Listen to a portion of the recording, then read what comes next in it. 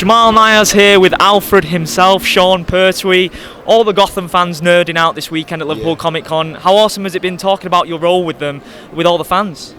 Well, I'm basically talking about yourself. It's lovely. I can't believe how much love we've sort of been given, and the opportunity to be with like Robin Lord Taylor and Drew Powell as well. So thank you guys who organised this, because I get to see my dearest friends, but and also to slightly reminisce. I mean, it's been 3 years, which has gone kind of like that, but it's one of the happiest times of our lives, and people have heard many times actors sort of say what a wonderful experience it was, but it really was. Our cast and our crew were my family, and we grew up together, and we laughed and we cried, and it was a lot of life happened during that part of my life, and it's been great just talking about it again, and the fact that more fans are actually discovering the show, you know. And obviously your interpretation of Alfred is more action orientated. You bring the SAS background, which really hasn't been seen much on the big screen before, so how cool was it to come off the back of Michael Caine's portrayal, obviously in the Dark Knight trilogy, and make that your own as well?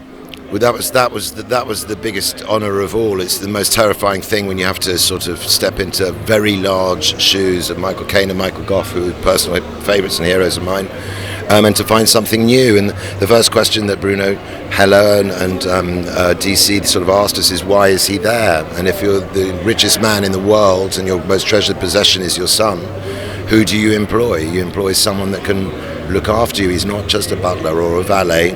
He had a history, a very dark history.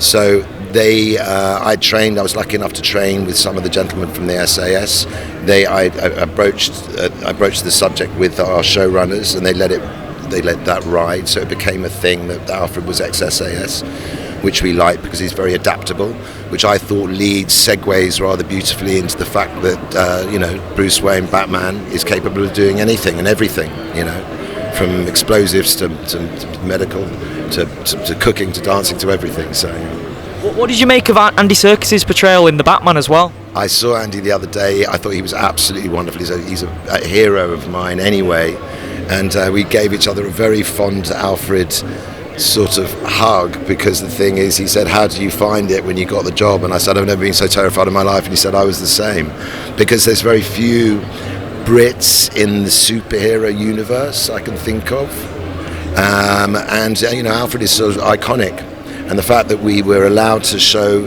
him at a period in time that he's never been seen before, and to mould him and give him a backstory was nothing but an honour. And I think that does change people's opinions slightly. If I say, blowing my own trumpet there a bit, sorry.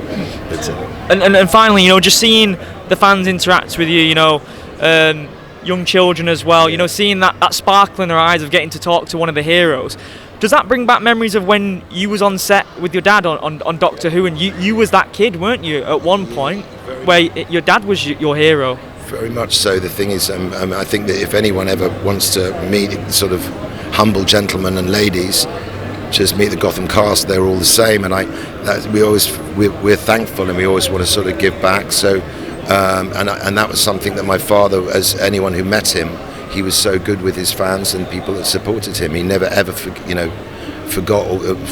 their sort of love that he gave, and he'd have time for absolutely everybody. So I hope I do the same, really.